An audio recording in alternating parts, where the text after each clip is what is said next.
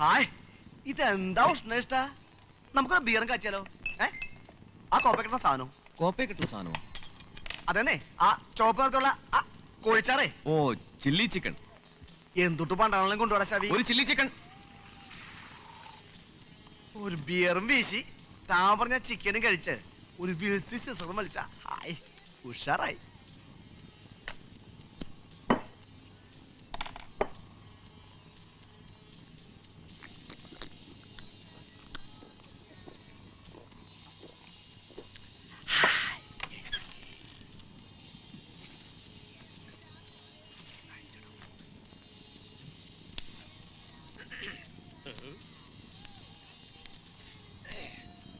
പരിപാടി എണീക്കടാ എണീക്കടാ പോടാ.